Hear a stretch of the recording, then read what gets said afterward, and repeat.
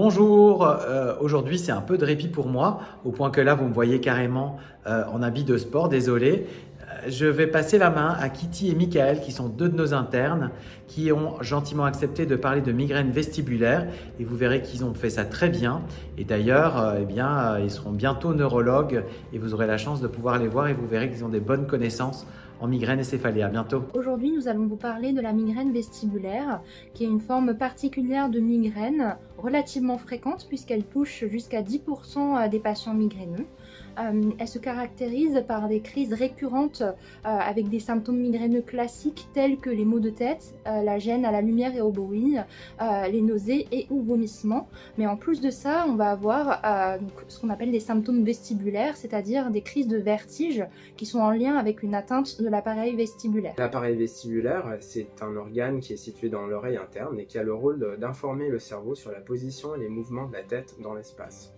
Dans la migraine vestibulaire, pour des raisons qu'on ne connaît pas encore, il y a une atteinte de cet appareil qui est transitoire, qui se produit pendant les crises de vertige et qui va donc générer une illusion de mouvement de la tête qui est responsable donc des symptômes de vertige.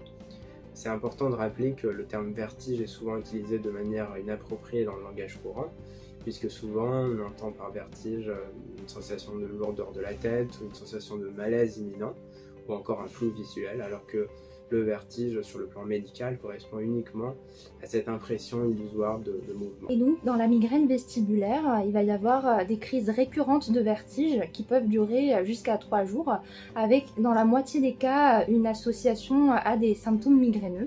Et quand on parle de symptômes migraineux, en fait, c'est pas forcément un mal de tête, ça peut être juste une gêne à la lumière ou au bruit, ou encore une aura visuelle.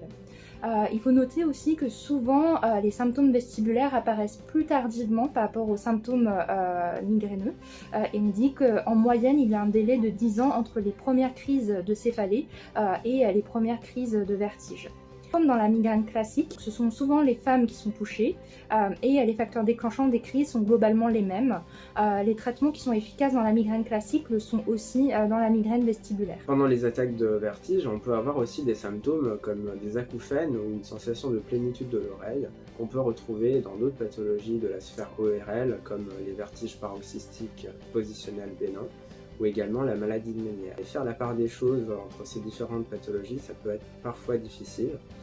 Voilà pourquoi une prise en charge ORL reste quand même très importante dans la migraine vestibulaire.